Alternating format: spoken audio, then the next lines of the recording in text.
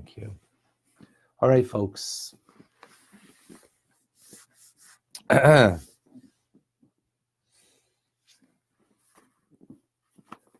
the Alter Rebbe is going right now is to explain God as creator.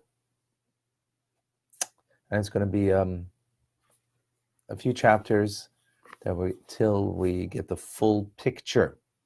So a human being creates something like a goblet, like a silver goblet. Not really silver, but and when it's done, there it is. It exists all on its own. You might be able to tell the craftsman from the craft that was created, because the signature, or literally the signature on the craft, as the artist writes his name on the artwork, or you're capable of actually knowing that craftsman through their work. But that craft is completely independent being outside of the craftsman. Many people look at the world and as God as creator in such a manner, and that is totally wrong.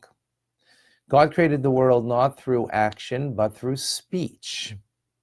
And this metaphor of speech is what we're going with. So with one word, let's say, Parashis, which is the first of the 10 sayings that God created the world with. Parashis, or the. Just giving as a by way example, because it's only for the metaphoric purposes. Compared to my capacity to speak, which, by the way, if you gave me the full attention, I could speak and speak and speak. I could speak limitlessly. The only reason I would be able not to speak limitlessly is because of the physical engagement of my the organs involved in speech that would tire me, and I wouldn't be able to limitlessly speak. But the capacity is there. So one word compared to the power of speech is incomparable. Now take that further. One word, Parashis, or the, compare that to the power of thought, where speech comes from. The source of my speaking, or anybody speaking, is from thought, right? Because you think, hopefully we think, that which we say. So it's the source. Where's the source of thought? Source of thought then comes from a place where there is no language, emotions, urges of the heart, before it comes into something that is a thought in the mind, right? You only think something because you have a feeling towards it. If you had no feelings towards something, you would never think it. The more you love it, the more you hate it, the more you think it. If you don't love or hate it at all, you have no feelings towards it, you'll never think it. Because it rises from your feelings, the thoughts in your mind. But the way the thought, the word is in your thought that eventually comes out and expresses in speech is completely nullified. Meaning, because there it's not even a language anymore in your emotive state. So, for example, if you love some delicacy or some form of study, you love it, well, you're not going to think it until, the love for it is there, and you'll think it only when it comes to mind to think. Maybe because of delicacy in front of you, or you're going soon to have that delicacy, or you're learning soon Tanya, and that's a mode of study that you really love. Hopefully, we hope. And therefore you come to think it. But that one thought, that one word that you will express, compare it to, not the incomparable capability of speaking, but compare it to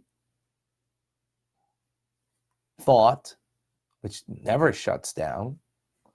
It's incomparable. Compare it to the source of that thought, which is the source of this word, compared to where it comes from, the emotion is totally incomparable, because there it's not even speech, so it's totally nullified in its source. Now compare that to the source of the emotion. Where does that come from? Chabad, Chachma Bina B'das, wisdom, understanding, and knowledge.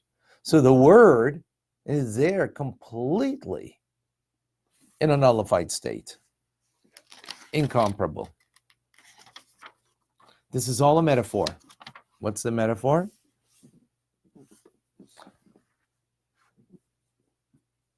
Well, if in me, a one word compared to its source in thought, even in speech, but compared to its, but in its source in thought, the source of thought where that word comes from is emotion, and where that emotion comes from is intelligence.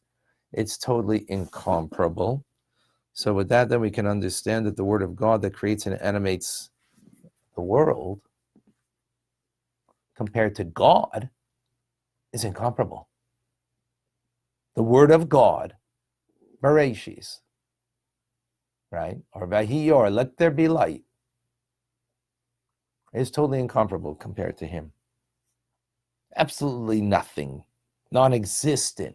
Just like one word, right, is non-existent in my capability of speech that is infinite, of thought where its source is totally incomparable, and then it's even more incomparable compared to the source of where that word comes from, which is in emotion, where there is no language. It's beyond language. It's the source of language, but it's beyond language. Our emotions are not in language, they're beyond. And even in intelligence, further beyond language. Meaning that the word that God creates the world is totally incomparable and totally nullified to its source in God. And therefore, this is independent outside, but the word of God is not. Well, then we have a question. What does it mean then? When I speak, the word comes out of me and is independent. But when God speaks, it's not independent, it's not outside of him. Then why do we use the word speech? Because what is the purpose of speech? It's to reveal. I have something in my thoughts. I have something in my feelings, my perspective, in my mind that I want to reveal. So God creates through speech because his purpose is in order to reveal. Reveal what? We'll see more about that. To whom? We'll see more about that. But we're taking it step by step here to understand the concept. Speech is in order to reveal. The source of speech, God's speech, is not something that is outside of him. When I speak my word, the breath comes out, the word comes out. That's why you have to be careful, by the way, what you say. Because once it comes out, it's out there. You can't take it back. Because it becomes an independent word that has its effect.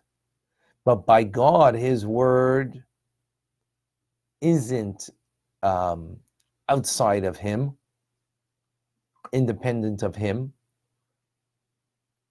that therefore that means there's something else but him. No, it's part of him. Then why do we use the term speech? Is because there's another aspect of speech. The point of speech is, the purpose of speech is to reveal. Well, what God is doing is revealing through the act of creation of him, revealing him to us. Heavy duty stuff. More to come on that and what that means. But hopefully you can see where we're going with this. I'm not going to tell you it all now because we have more classes to come. Daniel, thank you for joining. Jota from Brazil, good morning. Roman, shalom. Elaine from Georgia, shalom, and Ronit Shavua Tov, and Valdo Shavua Tov, Jason from San Fernando Valley, bright and early morning. Rick, good morning to you in the Chicago area, and Nathan, good morning. Ernie from Mississippi, good morning. Ahmed, thank you for joining.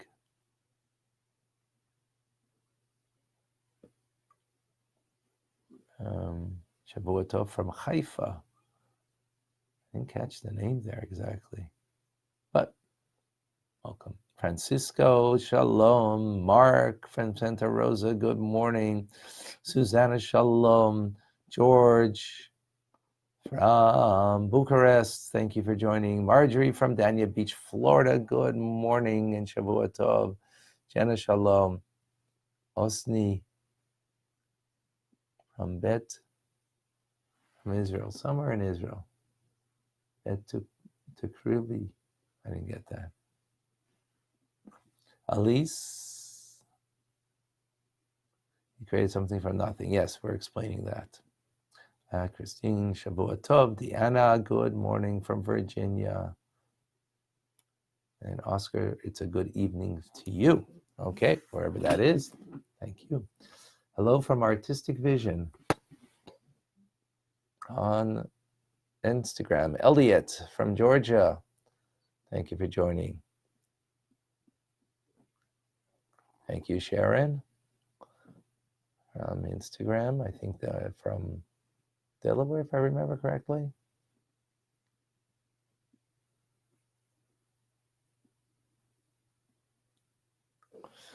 All right, folks, sharing is caring. Please share the Alter Rebbe's teachings with others.